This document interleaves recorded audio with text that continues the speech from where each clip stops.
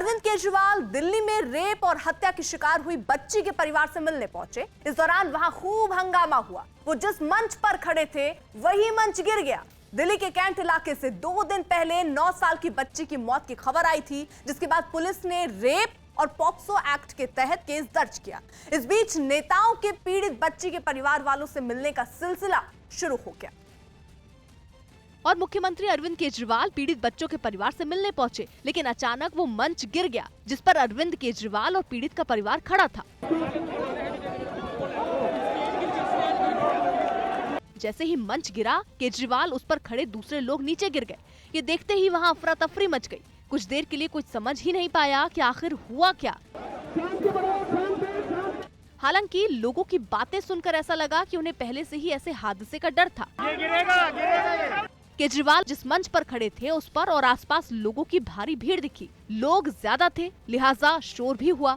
नौबत यह आ गई कि केजरीवाल लोगों से अपनी बात तक नहीं कह पाए।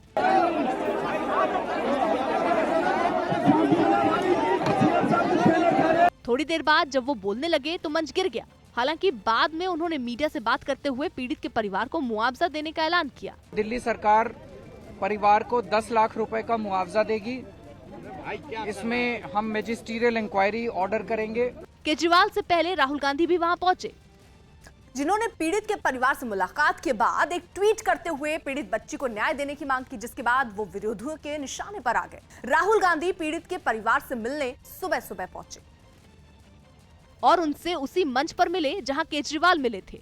उन्होंने पीड़ित के परिवार से कुछ देर तक बात की और उसके पिता को गले भी लगाया। वहां से जाने से पहले उन्होंने वादा किया कि वो पीड़ित के परिवार को न्याय दिलाने में मदद करेंगे। जब तक उनको न्याय नहीं मिलेगा तब तक राहुल गांधी उनके साथ खड़ा है और 1 इंच पीछे नहीं हटने वाला है। उन्होंने एक ट्वीट भी किया और देश की बेटी को न्याय दिलाने के रास्ते पर चलने की बात कही, लेकिन इसके बाद वो बीजेपी के निशाने पर आ गए। किसी राज्य के रेप के विषय में चिंता प्रकट करना और किसी राज्य के रेप के विषय में चिंता प्रकट न करना, ये देखते हुए कि किस राज्य में किसकी सरकार है, यह भी अपने आप में एक जघन्य अपराध है। यही नहीं, दिल्ली बीजेपी के अध्यक्ष आदेश गुप्ता भी पीड़ित बच्ची के परिवार से मिले। वो जब वहां पहुंचे तो खूब नारे लगे। आदेश गुप्ता कैंट पहुंचे हैं पीड़ित परिवार से मिलने के लिए। बीजेपी के समर्थक हैं जो ये नारे लगा रहे हैं कि गुड़िया को इंसाफ दो। इस घटना के बाद से पूरे इलाके में लोगों में जबरदस्त गुस्सा है,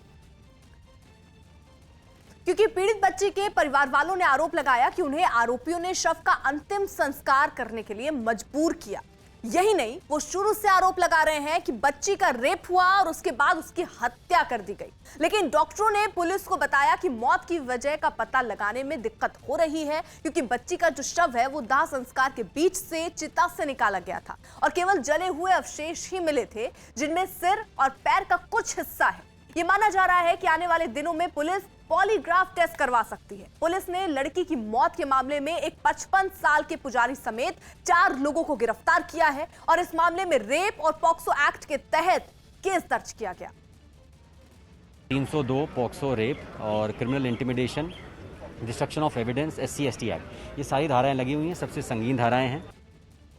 सौबात की एक बात यह है कि दिल्ली कैंट इलाके में नाबालिग बच्ची के रेप और हत्या के आरोप में पुलिस ने जिन 4 लोगों को गिरफ्तार किया, उनकी उम्र 48 से 63 साल के बीच है, जिनमें शमशान घाट का पुजारी भी शामिल है, जिसने दलील दी थी कि वाटर कूलर में करंट आने से बच्ची की मौत हुई और उसी के बयान को आधार मानकर पुलिस ने लापरवाही से मौत और सबूत छिपाने का केस दर्ज किया था। जबकि बच्ची के घर वाले जबरन शव जलाने और रेप के बाद हत्या का आरोप लगा रहे थे, जिसे पुलिस ने शुरुआत में नजरअंदाज किया, जिसकी वजह से इस पर राजनीति गरमाई। तो पुलिस अफसरों ने जांच के बाद दोषी पुलिस वालों पर कार्रवाई का भरोसा भी दिया।